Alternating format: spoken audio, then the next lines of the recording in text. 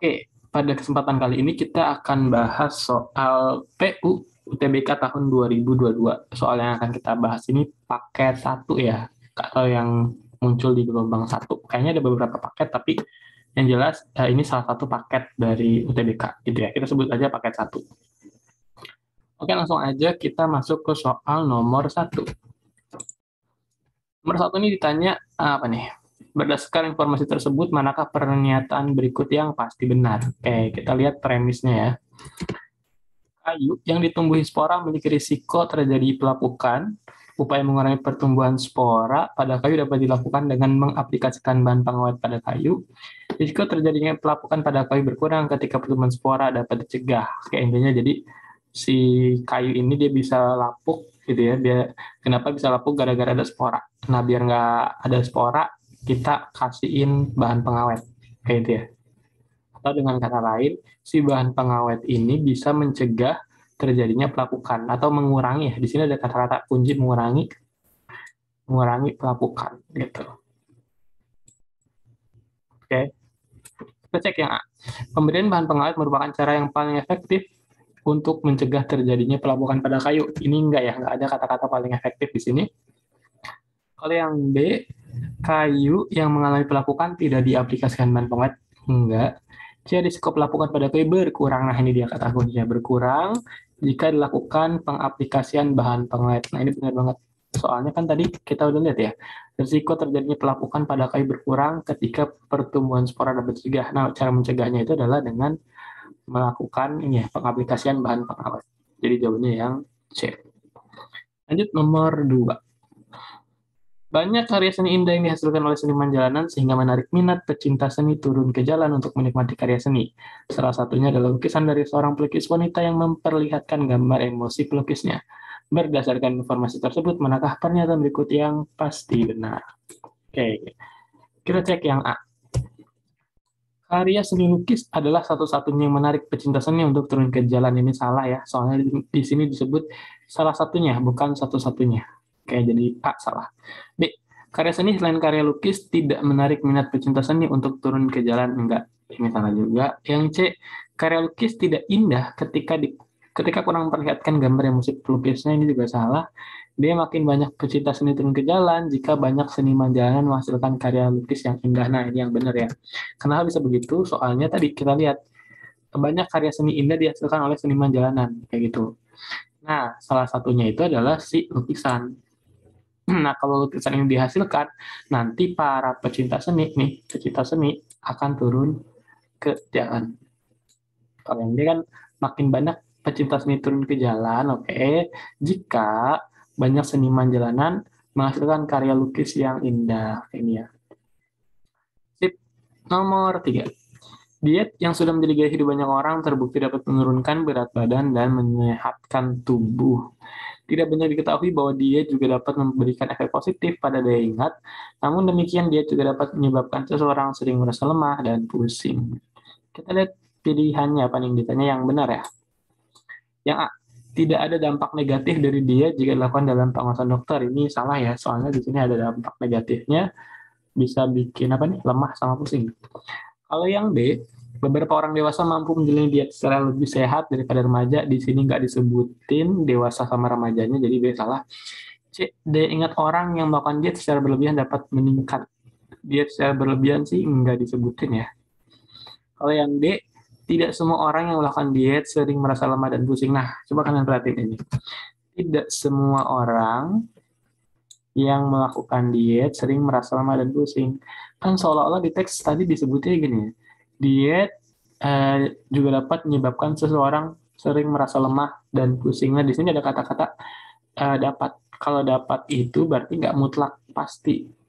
Kalau dia bilang pasti, oh berarti semua yang diet bakal lemah dan pusing. Tapi kalau dia bilang dapat menyebabkan seseorang sering lemah dan pusing, berarti ada potensi juga orang lain itu nggak lemah dan pusing. Karena di sini ada kata kunci dapat.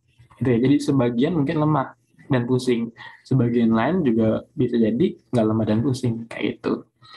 Jadi nggak semua orang yang melakukan diet sering merasa lemah dan pusing. Kalau yang E, orang yang menjalani gaya hidup sehat mengalami perubahan pada kondisi fisiknya. Nah ini nggak jelas gaya hidup sehat yang dimaksud apa. Padahal di teks udah jelas-jelas ngomongin diet. Jadi kata kuncinya itu diet. Karena nggak semua gaya hidup sehat itu pasti diet gitu. Oke, jadi ini salah yang E. Nomor 4. Dalam beberapa bulan terakhir diberlakukan syarat bagi penumpang kereta api untuk menunjukkan tiket, KTP, dan surat keterangan sehat kepada petugas stasiun. Jadi kita membeli tiket kereta api dan merasa dirinya sehat. Simpulan berdasarkan informasi dalam teks tersebut adalah Ricky dapat melakukan perjalanan dengan menggunakan kereta api. Kita lihat, manakah pernyataan berikut yang menggambarkan kualitas simpulan tersebut? Kalau yang A, simpulan tersebut pasti benar, ini nggak benar ya, atau nggak tahu kita benar apa salah, soalnya gini, ini kan ada 3 item yang harus dimiliki ya. Yang pertama tiket, terus KTP, sama surat keterangan sehat kalau si Ricky mau naik kereta api. Nah, dikasih tahunya Ricky emang punya tiket sih, tapi nggak tahu nih kita si Ricky ini punya KTP apa enggak. Dia cuma disebutin merasa dirinya sehat. Jadi nggak bisa kita bilang si Ricky bisa melakukan perjalanan dengan kereta. Itu. Jadi ini kalau dibilang pasti benar, ini enggak ya, yang A salah. Yang B, simpulan tersebut mungkin benar, bisa jadi benar, bisa jadi. Soalnya kan si Ricky punya tiket, tapi kita nggak tahu masalahnya si Ricky itu punya KTP apa enggak. Jadi belum tentu benar juga. Yang C, simpulan tersebut pasti salah. Nggak bisa dibilang salah juga sih, soalnya kan kita cuma dapat infonya Ricky punya tiket sama merasa sehat, tapi kita nggak tahu nih dia punya KTP apa enggak. Kalau dibilangnya Ricky nggak punya KTP, baru kita bisa bilang simpulannya salah. Nggak mungkin dia bisa naik kereta api, gitu ya. Jadi ini kayak infonya kurang sih sebenarnya. Yang D, simpulan tidak relevan dengan informasi yang diberikan. Nah, kalau tidak relevan itu gini, kan ini teksnya mengenai naik kereta kan. Tiba-tiba simpulannya bilang misalnya naik pesawat terbang. Nah, itu baru nggak relevan. Jadi teksnya ngomongin kereta, simpulannya ngomongin pesawat terbang, baru nggak relevan. Kayak jadi D enggak ya, bukan nggak relevan. Jadi ini masih relevan-relevan aja. Sama-sama ngomongin kereta. Orangnya simpulan tersebut tidak dapat dinilai karena informasi tidak cukup. Nah, ini dia nih jawaban yang tepat. Kenapa? Soalnya kita nggak tahu mengenai status KTP-nya Ricky udah ada apa belum gitu. Kecuali dia bilang Ricky punya tiket, terus dia nggak punya KTP atau dia punya KTP, baru kita bisa menilai si kesimpulan ini. Tuh. Terus dia juga nggak nyebutin si Ricky ini punya surat keterangan sehat apa enggak. Kalau dibilang nggak punya atau punya, baru kita bisa ngejudge gitu ya, bisa menghakimi simpulan ini benar atau salah. Tapi karena nggak lengkap informasinya, jadi kita nggak bisa langsung nilai kesimpulan itu benar atau salahnya. Jadi jawabannya yang E. Nomor 5. Popok bayi sekali pakai makin diminati karena lebih praktis dan mudah digunakan. Namun harganya relatif mahal dan dapat menyebabkan alergi. Popok bayi sekali pakai yang mengandung pewarna dan pewangi dapat mengakibatkan ruam pada kulit bayi. Orang tua disarankan untuk berhati-hati dalam memilih jenis popok bayi agar kulit bayi sehat dan bayi merasa nyaman. Berdasarkan informasi tersebut, manakah pernyataan berikut yang pasti salah? Kalau pasti salah, berarti kayak bertentangan dengan teksnya ya. Kita cari yang bertentangan. Ya, popok bayi sekali pakai harus diganti secara berkala.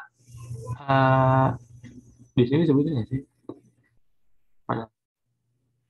Nggak disebutin ya. Jadi ini nggak tahu salah apa benar gitu. Yang B, orang tua disarankan memilih popok kain untuk bayinya.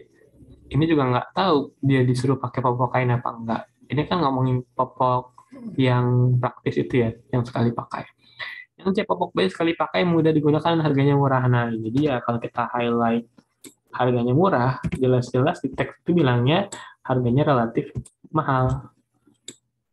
Jadi ini udah bertentangan nih si bagian C. Walaupun seolah-olah ini benar nih yang bagian mudah digunakan. Emang sih di sini dibilang lebih praktis dan mudah digunakan. Tapi karena bagian harganya murah ini salah, jadi yang C otomatis salah. Itu oke. Kalau yang D, bayi dapat mengalami alergi jika memakai popok yang tidak tepat. Ini sesuai ya, karena kan di sini bisa bikin alergi. Terus yang E, pewarna dan pewangi dapat mengakibatkan masalah pada kulit bayi. Ya, ini sesuai sama teks ya, pewarna dan pewangi mengakibatkan ruam pada kulit bayi. Oke, jadi yang pasti salah itu yang C. Lanjut nomor 6. Berbagai kuliner tradisional daerah X mengundang banyak wisatawan, pecinta kuliner untuk datang. Kedatangan wisatawan meningkatkan pendapatan para pedagang makanan di daerah X. Meskipun para pedagang harus membayar biaya sewa yang tinggi, mereka tidak kesulitan membayar karena pendapatan mereka meningkat. Berdasarkan informasi di atas, manakah pernyataan Ibu Eni yang benar? Oke, kita tulis aja biar nggak kebingungan. Nanti tuh di UTBK, kalian bisa bikin apa sih, kayak ringkasannya aja, urutan kejadiannya gimana. Misalnya di sini berbagai kuliner tradisional, berarti kulinernya beragam. Kuliner ya. Nah, gara-gara kulinernya beragam, wisatawan datang kayak gitu ya. Wisatawan datang. Nah, karena wisatawan datang, mereka kan pada beli ini kue-kuenya itu. Ya kok beragam sih? Nah, beragam. Nah, si wisatawan ini pada beli kue-kue itu tuh, kuliner-kuliner itu. Jadi pedagangnya akan meningkat, pendapatannya kayak gitu ya, pendapatan meningkat, meningkat atau tulisnya naik aja ya biar muat.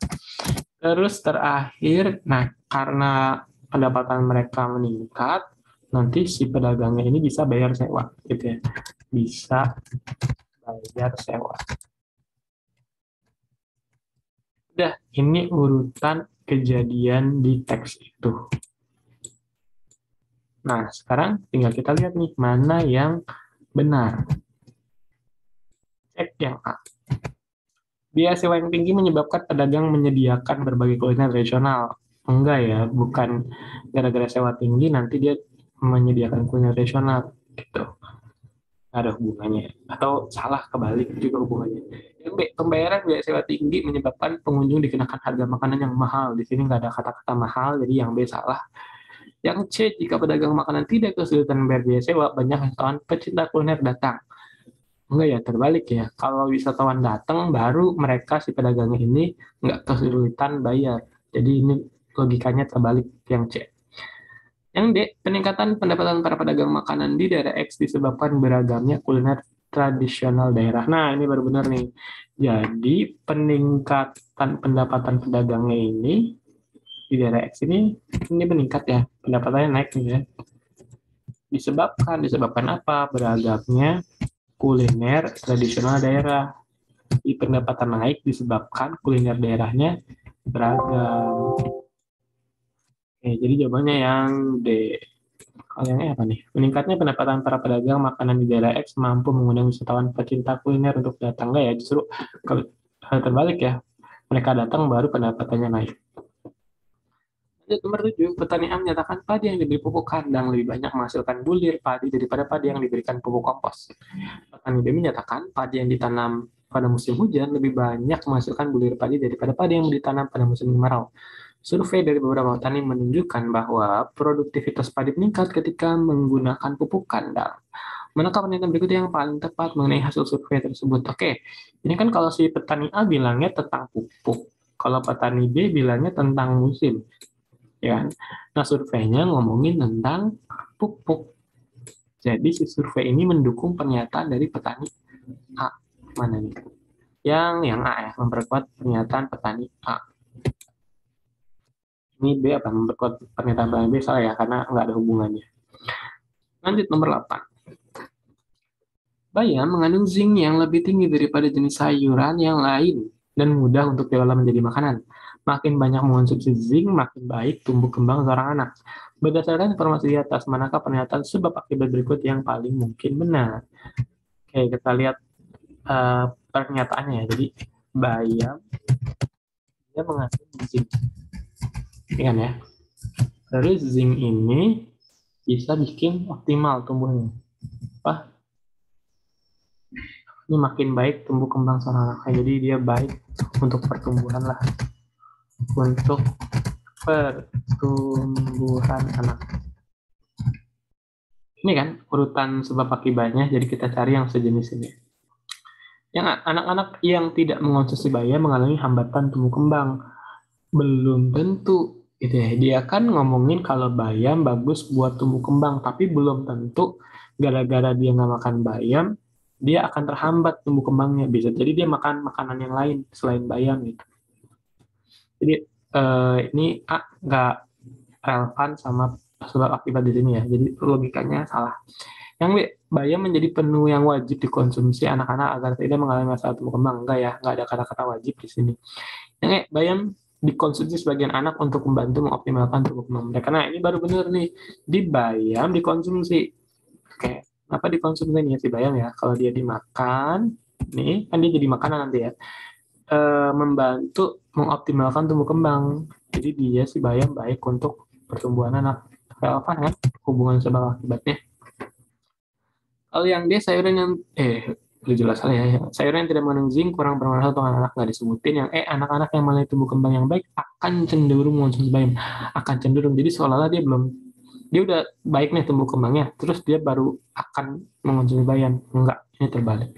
Justru dia mengonsumsi bayam, baru nanti tumbuh kembangnya jadi optimal.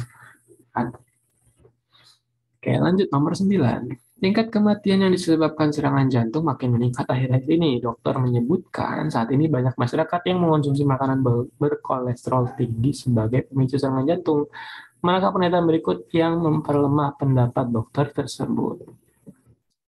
Oke, kita lihat. Dokternya itu kan bilang masyarakat mengonsumsi makanan berkolesterol tinggi. Ini pendapat dokter. Kita cari yang bertentangan dengan ini. Kalau pertanyaannya memperlemah. Ya, penyakit jantung bukan merupakan penyakit yang paling membahayakan. Ini bukan pendapat dokter ya. Kan dokternya cuma bilang tentang masyarakat yang makan makanan kolesterol tinggi. Oke. Terus B, masyarakat tidak menyadari pentingnya gaya hidup sehat. Ini justru mendukung kan, karena masyarakat makanannya kolesterol tinggi, jadi berarti masyarakat nggak sadar tentang gaya hidup sehat. Ini justru mendukung. Kalau C, makanan yang mengandung kolesterol tinggi meningkatkan risiko kematian. Ini juga mendukung karena kan dia makan kolesterol tinggi, nanti dia bisa mati karena serangan jantung. Kalau D, produk-produk makanan yang sehat saat ini digemari oleh masyarakat. Nah, ini baru ya memperlemah teks tersebut karena dia bilang digemari makanan sehat. Padahal jelas-jelas masyarakat makanannya nggak sehat, ya kan? Jadi jawabannya D. Kalau apa nih? Masyarakat tidak memperhatikan kandungan gizi dalam makanannya. Ini juga mendukung ya, bukan memperlemah. Oke, jawabannya D, yang memperlemah. Nomor 10. Menteri Energi Negara Y menyatakan bahwa angka penggunaan mobil listrik meningkat 2 kali lipat dibandingkan tahun lalu karena diterapkannya program insentif keringanan pajak bagi pengguna mobil listrik. Manakah pernyataan di bawah ini yang jika benar akan memperkuat argumen Menteri Energi di atas? Nah, belum pernah ada program insentif keringanan pajak bagi pengguna mobil listrik sebelumnya. Nah, ini mendukung nih. Jadi berarti kalau itu kejadiannya gini. Sebelumnya di tahun-tahun sebelumnya ya, program keringanannya nggak ada gitu. Nah, di tahun ini diterapkan program intensif keringanan. Nah, gara-gara diterapkan, si pengguna mobil listriknya meningkat 2 kali lipat dibandingkan tahun lalu. Karena tahun lalu tadi nggak ada programnya gitu. Jadi A yang betul. Kalau yang B gimana? Kenaikan pengguna mobil negara Y tidak hanya terjadi pada pengguna mobil listrik. Ini nggak disebutin ya. Di sini disebutnya cuma listrik aja, nggak ada yang lain. Gitu. Kalau yang C, keberhasilan program insentif keringanan pajak sudah dilihat dari tahun sebelumnya, padahal sebelumnya nggak ada kan peningkatannya. Terus yang D, harga jual mobil listrik masih belum terjangkau bagi sebagian masyarakat negara Y, ini justru memperlemah ya. Yang E, program insentif keringanan pajak bagi pengguna mobil listrik menjadi program unggulan Menteri Energi Negara Y. Ya, terus kenapa kalau program unggulan ini nggak mendukung juga gitu? Yang mendukung itu adalah yang A, karena belum pernah ada program intensif pajak keringanan pajak sebelumnya, jadi tahun-tahun sebelumnya nggak meningkat. Tapi pas tahun ini diberlakukan intensif keringanannya, barulah pengguna mobil listrik jadi meningkat 2 kali lipat. Nomor 11, sebuah penelitian menunjukkan bahwa makanan manis dapat membantu menstabilkan suasana hati, menyebabkan kebahagiaan, dan mencegah depresi karena makanan manis memicu otak melepaskan hormon serotonin dan dopamin. Penelitian terbaru menunjukkan bahwa pengidap diabetes masih dapat menikmati makanan manis selama tidak mengandung pemanis buatan. Manakah 9 ini yang paling mendukung? yang paling didukung oleh bacaan tersebut. Ya, psikolog menyarankan klien yang mengalami rasa sedih berlebihan untuk mengonsumsi buah-buahan manis. Oke, ini mendukung ya, sesuai sama teks. Soalnya kan si kliennya sedih, kan? Terus dia disuruh makan buah-buah yang manis. Kenapa? Soalnya buah-buah manis ini kan masuk ke kategori makanan manis, dan makanan manis ini dapat membantu menstabilkan suasana hati, menyebabkan kebahagiaan, dan mencegah depresi. Jadi nanti si pasiennya ini, si kliennya ini nggak sedih lagi. Jadi A nyambung. Kalau yang B, orang yang mengidap diabetes tidak diperbolehkan mengonsumsi buah-buah yang manis. Ini salah ya, soalnya kalau diabetes masih boleh makan makanan manis selama tidak mengandung pemanis buatan. Jadi kalau buah tetap boleh karena kan nggak mengandung pemanis buatan. Yang C, gula merupakan makanan yang paling cepat merangsang hormon dopamin dan serotonin. Ini nggak disebutin gula yang paling cepat ya. Jadi makanan manis itu bisa macam-macam. Bisa gula, permen, coklat, buah, dan sebagainya. Jadi nggak bisa kita nilai kalau gula itu yang paling cepat merangsang dua hormon ini ya. Kalau yang dia banyak menderita diabetes merasa tidak bahagia karena tidak dapat mengonsumsi makanan manis. Ini nggak relevan ya. Logikanya nggak masuk. Yang E, penderita diabetes memiliki hormon dopamin dan serotonin yang tinggi. Enggak ya. Nggak disebutin di sini. Kalau diabetes punya hormon yang tinggi. Oke, jadi jawabannya yang A. Nomor 12. Nah, ini hasil perhitungan yang lebih besar dari 3,01 plus 5 per 6. Tuh. Ini ada dua cara ngitungnya. Pertama, tentu kalian harus hitung manual nilai dari 3,01 plus 5 per 6. Kayak itu. Tapi ada juga cara yang lebih cepat dengan lihat pilihan jawaban nih. Lihat bagian pecahannya. Ini ada 2 per 3, 3 per 4, 4 per 5, 6 per 7, sama 7 per 9. Nah, kalian aja antara 2 per 3, 3 per 4, 4 per 5, 6 per 7, ini mana yang paling besar nih? Ini kan jaraknya cuma satu ya, antara pembilang dan penyebutnya. Ini 2 sama 3, ini 3 sama 4, 4, 5, 6, 7. Kecuali yang E ini 2, jaraknya 2 ya, 7 per 9. Kalian skip aja yang E, kalian lihat yang A, B, C, D.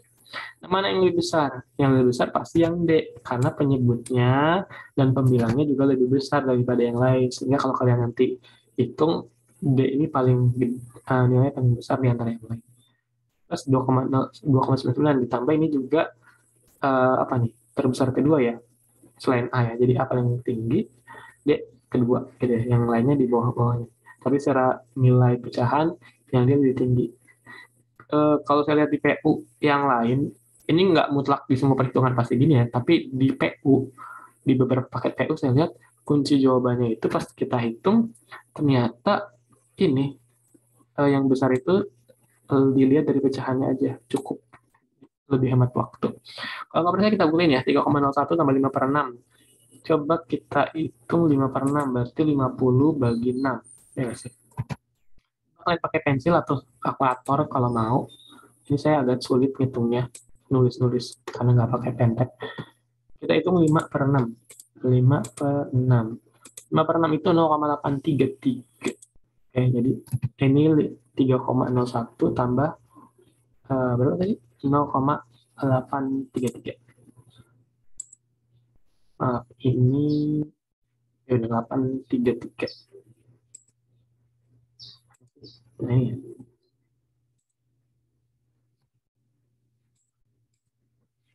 0,833 itu ya. Tambah depannya berapa? 3,013,01. Kalau dijumlahin hasilnya adalah 333, berarti 4 koma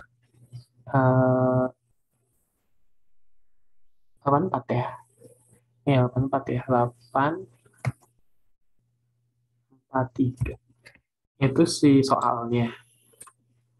Jadi kita harus cari mana yang lebih besar, 4,843. Berarti hitung aja 6 per 7. Berapa tuh 6 per 7? Coba kita hitung. 6 bagi 7 itu hasilnya 0,857. 0,857. 0,857 plus 2,99. Berapa nih? Hasilnya 3, berapa nih? Ini belakangnya pasti 7. Ini berapa nih? 5 tambah 7, 6. 5 tambah 9, 6. Terus 0,8, 3,8. 67 ya? Ya nggak sih? 8 tambah aja ya 0,29. 2,99.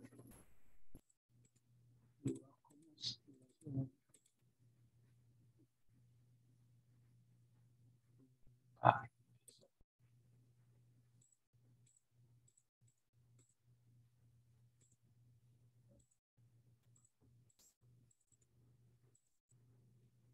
0,347 maaf. 0,3847. Oke, kelihatan ya 3,87. Ini 4. Salah ya, 3. Oke, kelihatan ya bedanya. Jadi yang D emang lebih gede nih, 3,847 dibandingin 3,843. Udah. Jadi lihat aja pecahannya. 13. Komposisi gula dan soda kue untuk membuat permen 8:2. Jika untuk membuat 10 bungkus permen dibutuhkan 240 gram gula, beras soda kue yang dibutuhkan untuk membuat 30 bungkus permen adalah, oke, ini ada apa nih? Gula sama soda ya? Gula banding soda, gitu kan? Perbandingannya itu 8 banding 2. Nah, yang ditanya itu adalah berapa nih soda yang dibutuhkan untuk membuat 30 bungkus permen. Kita tulis di sini permen aja ya.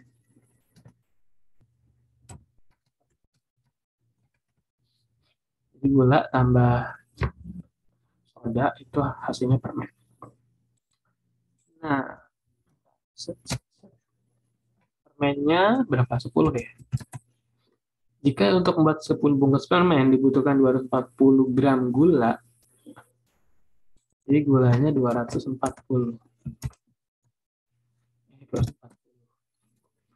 Berarti ini gimana nih cara ngitungnya? Tinggal kita kali aja ya. Gimana tuh kali maksudnya? Coba kalian lihat. Di sini si gula awalnya angka rasionya, angka pembandingnya 8, ya kan? Tapi pas dibuat jadi gram, satuan gram, jadi 240. Ini si gulanya. Berarti apa yang terjadi pada gula? Yang terjadi pada gula adalah mengalami perkalian 30. Jadi dia meningkat dari 30 kali lipat. Berarti si sodanya juga sama. Dia harusnya mendapat 30 kali lipat. Sehingga hasilnya 60. Oke. Jadi untuk membuat 10 permen dibutuhkan 240 gram gula dan 60 gram soda kue. Gitu ya.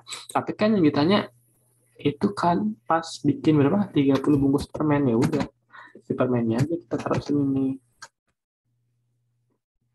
Set. 30.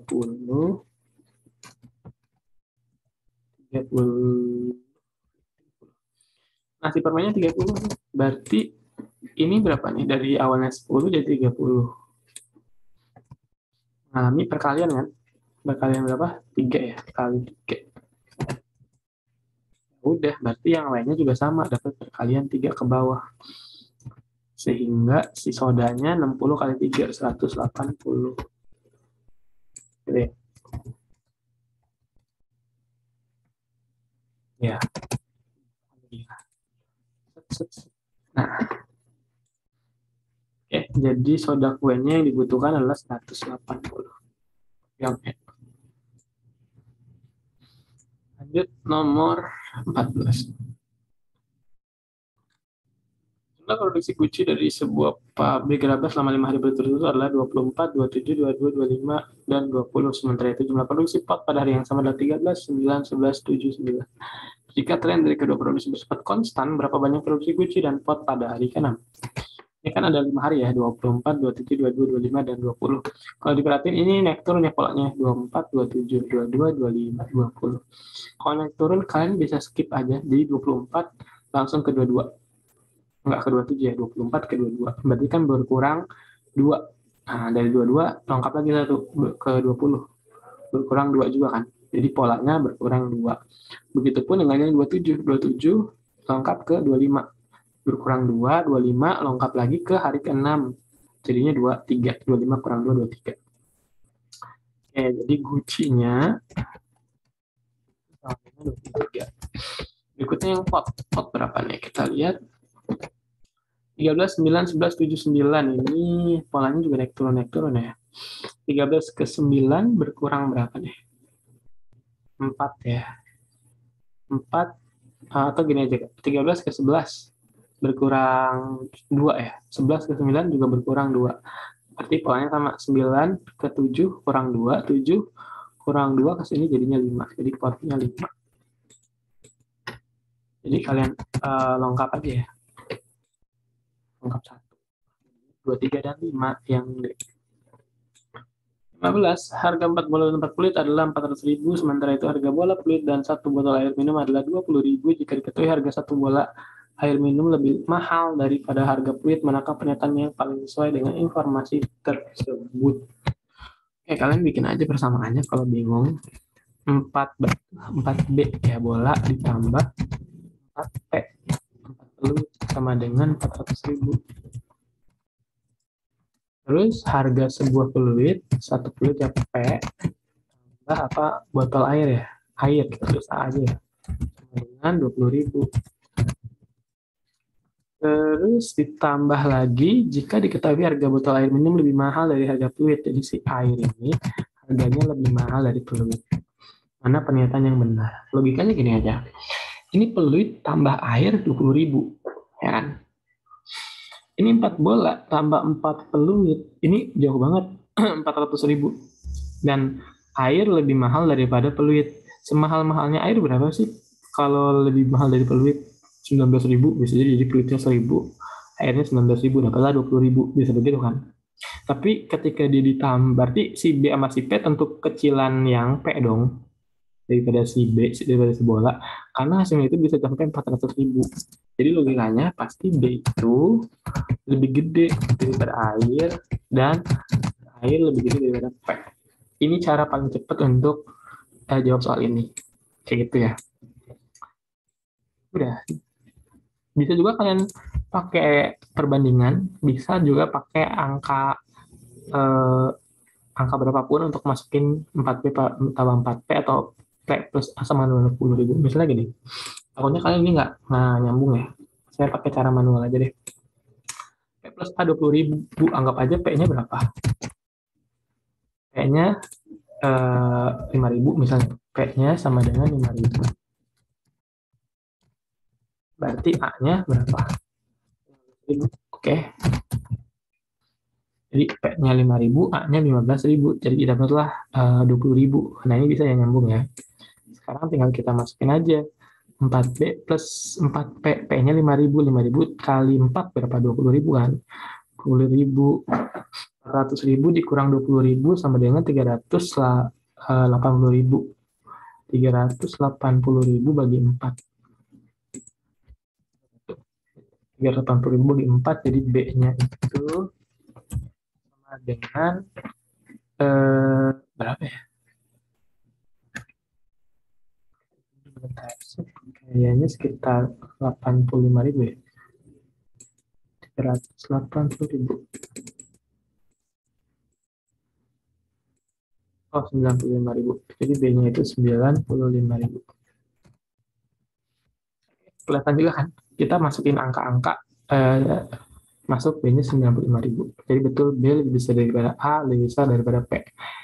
Kita cek mana yang sesuai. Yang harga peluit sama dengan bola, salah. Harga peluit lebih mahal daripada bola, salah. Harga bola lebih mahal daripada minum, bola. Iya benar ya. Iya benar yang C. Kalau D harga air minum lebih mahal daripada harga bola, salah. Harga minum sama dengan harga bola, salah. Jadi banyak yang C. Harga bola lebih mahal daripada air minum. Di tempat 16.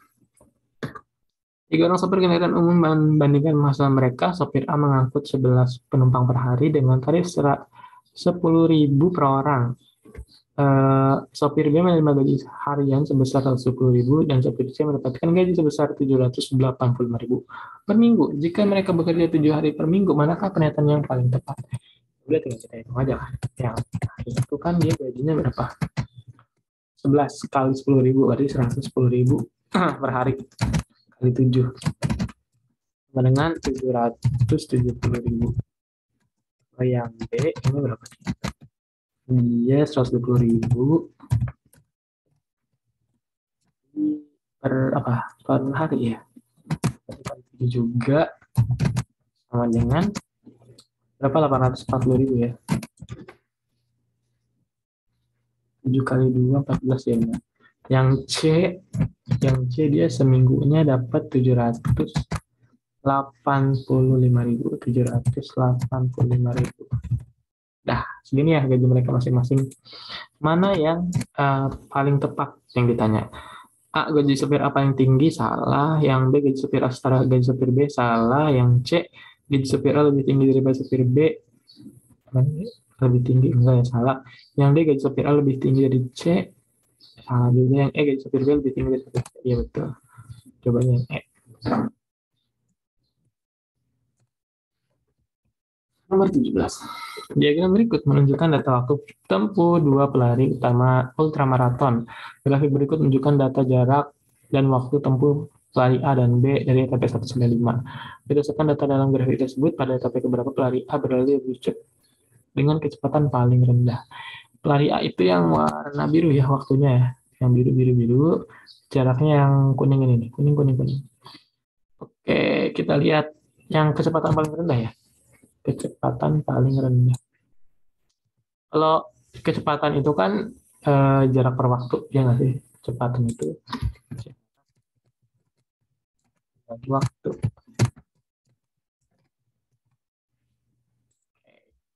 Karena jarak bagi waktu, kita bagi aja nih 7/26 si ETP 1, yang B 8/30, yang C 8/35, yang D 8/52, yang E 9/56 ya.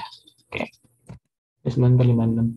Kalau dilihat sih antara ini nih yang 88-nya sama 30/35/52 pasti paling lama yang ini nih 8/52, hasilnya akan semakin kecil kayak gitu ya.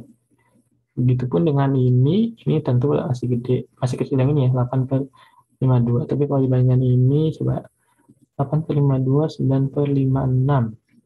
Kalau dibagi tetap 8/52 yang paling lambat. Coba kalian itu pakai kalkulator benar nggak? Mana yang paling kecil itu harusnya yang D etapa keempat. Cara manualnya gitu, tapi ada juga cara lain yang lebih cepat kalau kalian nggak bisa ngitung koma-komaan. Kalian lihat aja nih kan yang kuning-kuning ini jarak, ya kan, jarak. Sementara yang biru ini waktunya. Kalian perhatiin nih, si yang kuning ini dengan jarak yang ini dengan waktu yang biru itu apa nih?